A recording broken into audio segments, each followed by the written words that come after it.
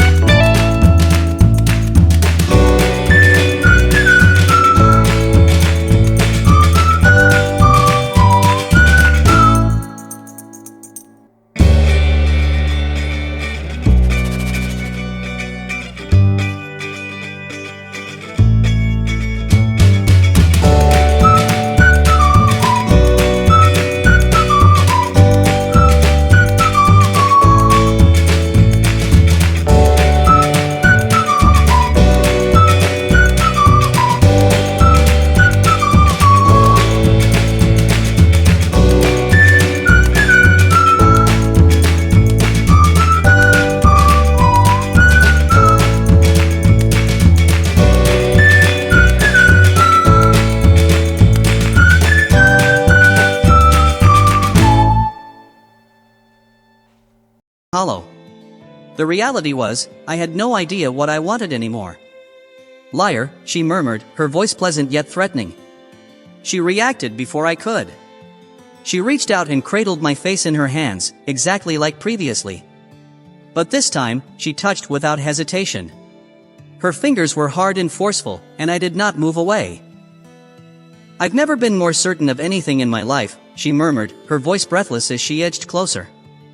"Uncle Oliver, I know what I want, and I want you." The word struck me like a shockwave, and my entire body froze. I attempted to voice in protest, but I was unable to. She'd taken the decision out of my hands. I was caught in her stare, captivated in the intensity of her presence, and I couldn't get away. Her lips were so near to mine that I could feel the heat of her breath and taste the subtle sweetness of her scent. You don't have to be terrified." Sophia continued to coax with a calm voice. "I will not injure you. You don't need to hide from this anymore," and I couldn't stop myself. I noticed my hands reaching for her. My body seemed to operate on its own, responding to the lure of her touch and her words. I drew her close to me, kissing her on the lips. That was everything from delicate this time. There was no pause to consider what we were doing. Our lips moved eagerly, almost anxiously, as if we had both waited until this time. I could taste a slight hint of salt on her skin and the sweetness in her lips, and I craved more.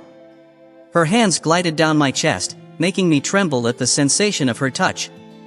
I tried to push her away and tell myself that this was wrong, but I couldn't.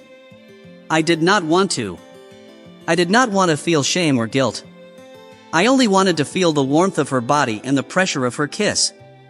Her fingertips moved lower, tracing the waistline of my jeans, and I gasped, realizing how far things had progressed.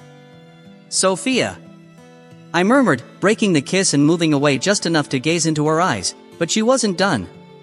"No," she muttered, her lips pushing on my neck, her breath hot and frantic on my skin. "I understand what you need. Let me give it to you." My hands were now on her, drawing her closer rather than pushing her away. If I were drowning and she was the only oxygen I could breathe, she was relentlessly kissing me as if she wanted to engulf me, and I let her pull me into the tempest of need and bewilderment. I sensed something was wrong.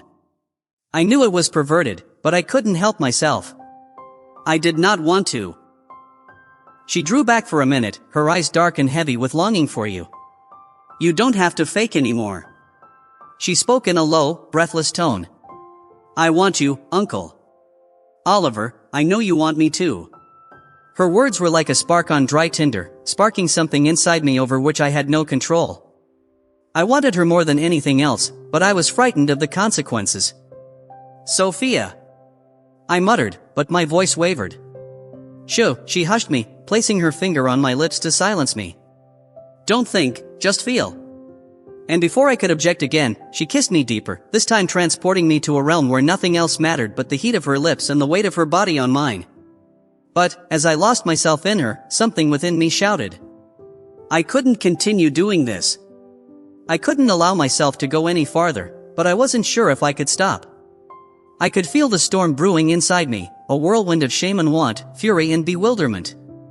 Sophia kissed me more aggressively, and this time it seemed like my body betrayed me.